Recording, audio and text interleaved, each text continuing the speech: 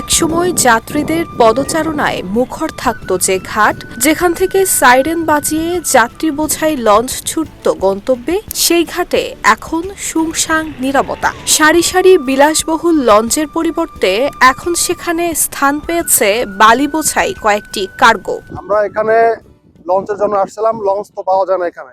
আপনারা লঞ্চের জন্য আবেদন করবেন, লঞ্চটা যাতে দ্রুত চালু হয়, কারণ আগে লঞ্চ এখান থেকে চালু ছিল, অনেক লোকজন যাতায়াত করতো। বহু জমজমাট ছিল এই ঘাটে বিভিন্ন এলাকা থেকে যাত্রী এসে এখান থেকে চড়ে দূর দূরান্তে চলে যেত।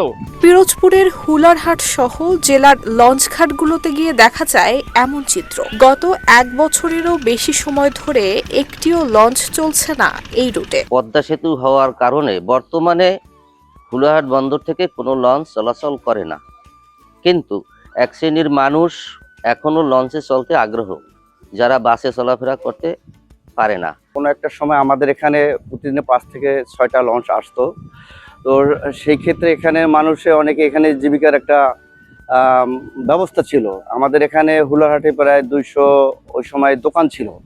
সো সেটা এখন কমতে কমতে প্রায় 5টা 6টা থেকে হয়েছে। তারপর এখানে বাজার ছিল, অনেক বড় বাজারটা ছিল, সে বাজারটা আমাদের এখানে নেই, বাজারটা নদীতে ভেঙে গেছে। তো কমতে কমতে এখানে মনে করেন এখন আর লঞ্চ আসে না। শিয়া বাটার ও ভিটামিনে সমৃদ্ধ লিলি বিউটি সোপ, তারুণ্যময় উজ্জ্বল ত্বকের জন্য।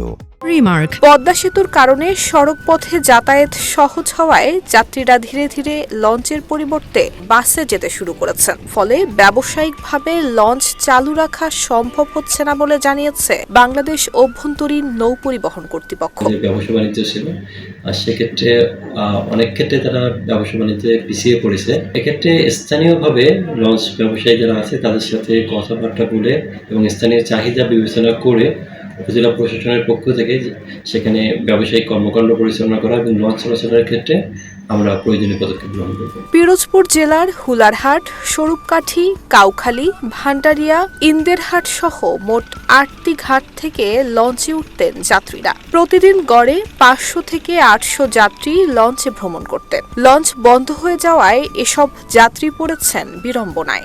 অনেক যাত্রী চলাচল ছিল এখানে, বাংলাদেশের সব প্রান্ত থেকে উলহাট দিয়ে যাইতে হইতে, যেখানে যাইতে উলহাট লাগবে।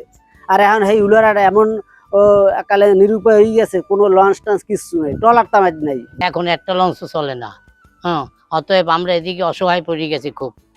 এখানে কোনো লোকজন আসে না, কিছু না।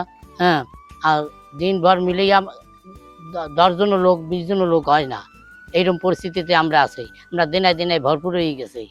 অতএব যদি হয় আমাকেও একটা লঞ্চের ব্যবস্থা করে দেন, আমরা যাতে চলতে পারি। লোকজন যাতে কিছু সমাগম হয়, কয়েকজন ড্রাইভারও বাসে, বন্দরও বাসে, আমরা দোকানদারও বাসে যাই। এদিকে যাত্রীদের পাশাপাশি ক্ষতিগ্রস্ত হয়েছেন ঘাট কেন্দ্রিক ব্যবসায়ীরাও। যাত্রী সংকটে যেন ধস নেমেছে লঞ্চ টার্মিনালকে ঘিরে থাকা দোকান, খাবারের হোটেল, ফেরিওয়ালাদের ব্যবসা বাণিজ্যে।